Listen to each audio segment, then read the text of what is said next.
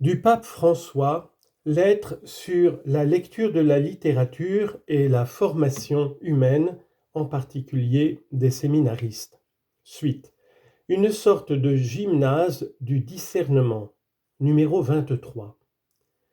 Que gagne donc le prêtre à ce contact avec la littérature ? Pourquoi est-il nécessaire de considérer et de promouvoir la lecture de grands romans comme une composante importante de la paideia sacerdotale ? Pourquoi est-il important de retrouver et de mettre en œuvre, dans la formation des candidats au sacerdoce, l'intuition esquissée par le théologien Karl Rahner d'une profonde affinité spirituelle entre le prêtre et le poète ? Essayons de répondre à ces questions en écoutant les considérations du théologien allemand. Les paroles du poète, écrit Rahner, sont pleines de nostalgie et sont des portes qui s'ouvrent sur l'infini, des portes qui s'ouvrent largement sur l'immensité. Elles évoquent l'ineffable, elles tendent vers l'ineffable. Cette parole poétique donne sur l'infini, mais elle ne peut pas nous donner cet infini, ni porter ou cacher en elle celui qui est l'infini. Cela, c'est le propre de la parole de Dieu. Et, poursuit Rahner, la parole poétique invoque la parole de Dieu. Pour les chrétiens, la parole est Dieu et toutes les paroles humaines portent la trace d'une nostalgie intrinsèque de Dieu tendant vers cette parole. On peut dire que la parole véritablement poétique participe analogiquement à la parole de Dieu, telle que la lettre aux Hébreux nous la présente de manière bouleversante. Chapitre 4, versets 12 à 13. C'est ainsi que Karl Rahner peut établir un beau parallèle entre le prêtre et le poète.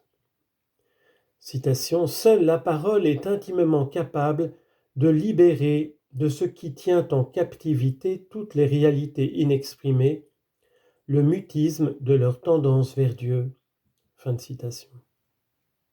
Ensuite, dans la littérature, ce sont des questions de forme, d'expression et de sens qui sont en jeu.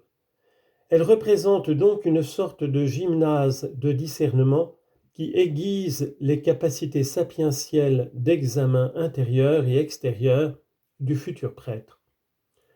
Le lieu où s'ouvre cette voie d'accès à sa propre vérité est l'intériorité du lecteur directement impliqué dans le processus de lecture. Voici donc le déploiement du scénario du discernement spirituel personnel où se trouvent les angoisses et même les crises. En effet, nombreuses sont les pages littéraires qui peuvent répondre à la définition ignatienne de la désolation. Citation. « J'appelle désolation les obscurités de l'âme, trouble en elle, motion vers les choses basses et terrestres, absence de paix venant de diverses agitations et tentations qui poussent à un manque de confiance sans espérance, sans amour, l'âme se trouvant toute paresseuse, tiède, triste et comme séparée de son Créateur et Seigneur. » Fin de citation. La douleur ou l'ennui que l'on ressent en lisant certains textes ne sont pas nécessairement des sentiments mauvais ou inutiles. Ignace de Loyola lui-même avait noté que, chez ceux qui vont de mal en pis, le bon esprit agit en provoquant l'inquiétude, l'agitation, l'insatisfaction.